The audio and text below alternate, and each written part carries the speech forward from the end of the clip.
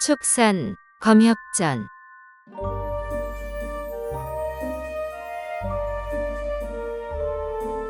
64화 신묘한 이화창법. 간악한 요법을 시전한 과군박은 협례를 함부로 감금하고 사랑을 오해해 토라진 대상령은 창법을 배우려 마음먹네.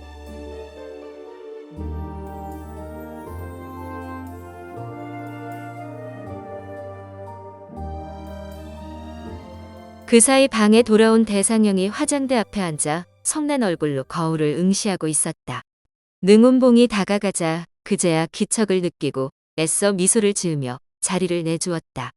능운봉은 대상령이 허초 때문에 화가 났으리라 짐작했으나 행여 민망해할까봐 애둘러 물었다. 다들 대청에서 재미있게 이야기하고 있는데 왜 갑자기 말도 없이 나갔어? 표정이 어두워 보이는데 무슨 일 있어? 아, 말하기 싫으면 안 해도 돼. 그나저나 내일이 벌써 정월 보름이네. 곧 백대협이 돌아오시겠지? 아, 정말 분해 죽겠네. 실은 그게 내가 허초 오빠 얘기를 자주 했잖아. 백기 오라버니, 형옥 오라버니랑 의형제 맺은 뒤로 늘 나한테 잘해줬거든. 평소에 허초 오빠랑 호랑이나 표범 같은 맹수가 없는 앞산에서만 사냥을 했던 터라 이번에는 새해 기념으로 같이 형산에 가자고 할 생각이었어. 그런데 난데없이 진장태랑 나구가 쳐들어온다고 마을이 발칵 뒤집히더니 허대협이 온 뒤로는 허초 오빠가 날 거들떠보지도 않아. 형사는 고사하고 앞산에 가서 새 토끼나 잡자고 해도 이리저리 핑계만 늘어놓더라니까. 오늘 능조 어르신이 이화창법이 대단하다고 하시길래 따로 불러서 좀 가르쳐 달랬어. 우리 사이에 어려운 일은 아니잖아.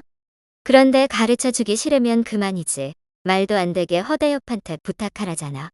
난 잘 알지도 못하는 사람한테 가르쳐 달라고 부탁하는 것도 싫고 더구나 허대협은 정월 보름이 지나면 떠난다고 했잖아.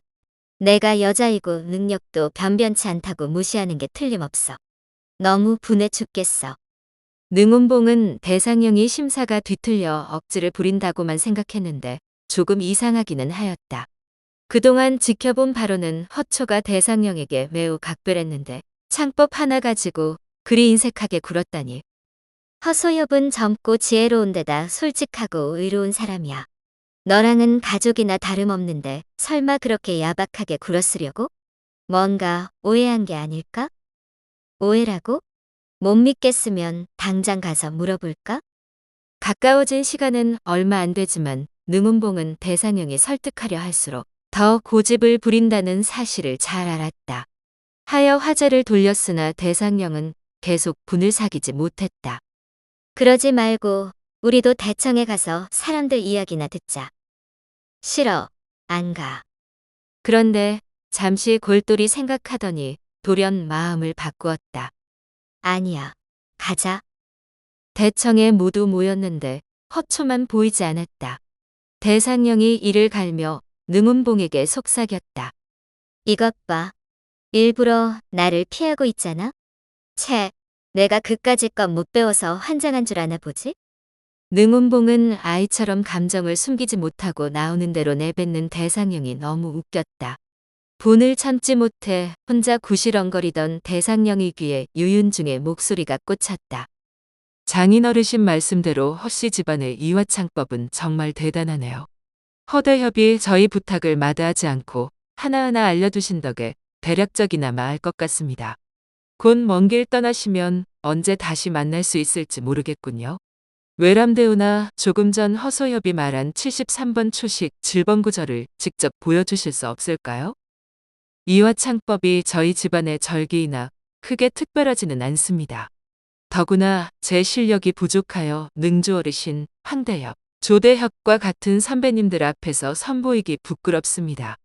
하나 유대협이 이렇게 청하시니 하찮은 솜씨지만 사양하지 않겠습니다. 수일내로 먼저 떠나야 하니 이렇게 된 김에 모든 초식을 시연할 테니 고견 부탁드립니다. 모두가 환호했고 특히 이화창법이 궁금했던 대상령과 능운봉은 더욱 기대에 부풀었다. 그렇게 모두 후원으로 자리를 옮겼다.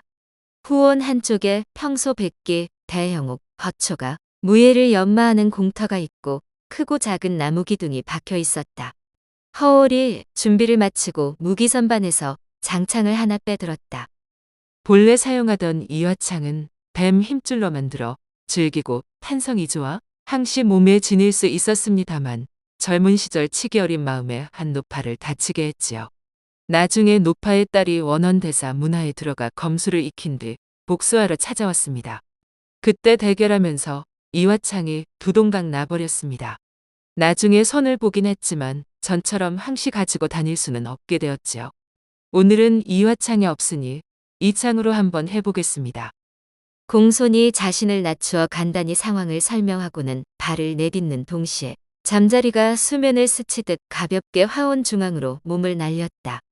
발끝이 땅에 닿자마자 오른손으로 창을 휘두르며 큰 원을 그렸다. 잠시 후 몸을 왼편으로 기울이며 왼발을 앞으로 내밀고 오른쪽 다리를 살짝 구부렸다. 왼손 엄지, 검지, 중지로 창자루 위쪽을 감아주고 오른손으로 잡고 있던 창 아래쪽을 몸쪽으로 끌어당긴 후 장사 입동 자세로 창을 앞으로 쭉 내질렀다. 창날과 창자루를 연결하는 부위에 칭칭 동여맨 붉은 실을 휘날리며 나무 기둥을 향해 수평으로 곧게 뻗어나갔다.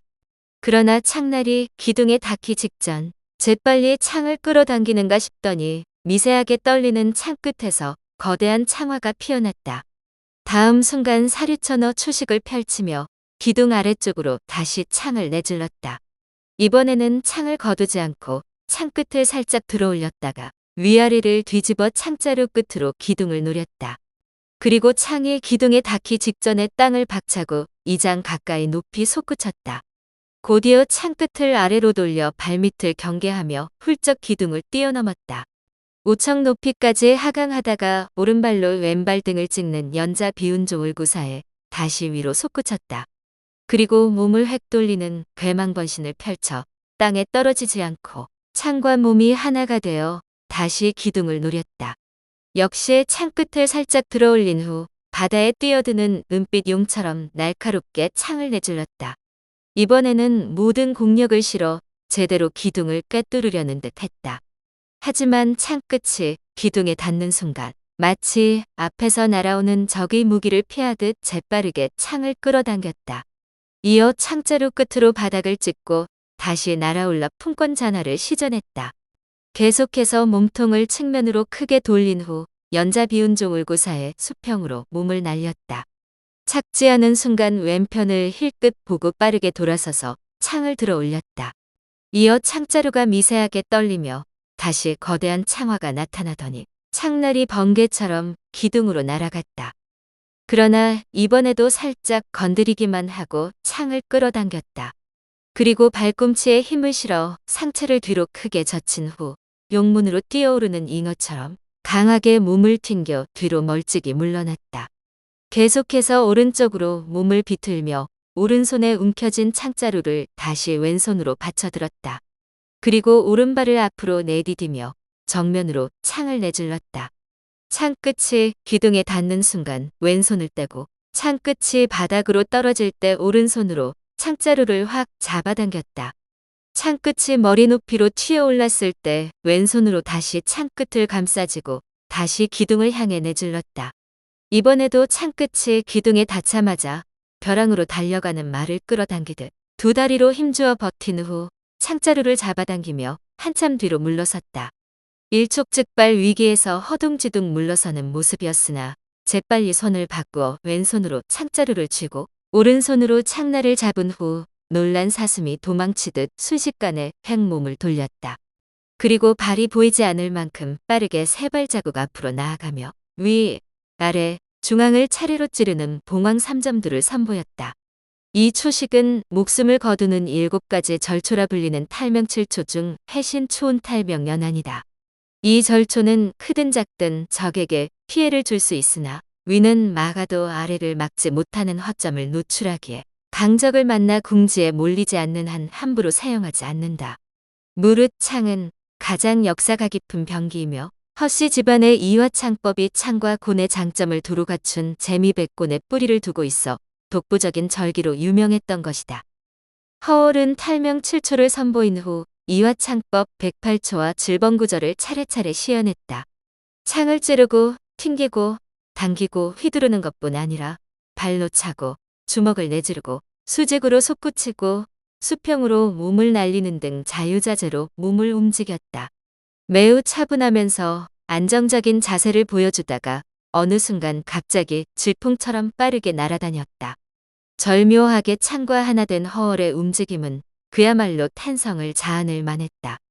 다른 이들은 물론 검술에 입문한 황영극과 조심원도 감탄을 금치 못했다. 두 손을 맞잡은 대상령과 능운봉은 눈이 휘둥그레진 채 입을 다물지 못했다. 여기까지입니다. 선배님들, 많은 가르침 부탁드립니다. 허월이 창을 거두고 겸손하게 시연이 끝났음을 알리자 모두가 그를 에워싸고 환호했다.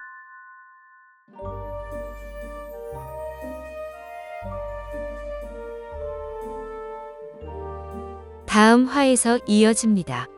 더 좋은 콘텐츠를 제작하기 위하여 구독과 좋아요, 알림 설정 부탁드려요.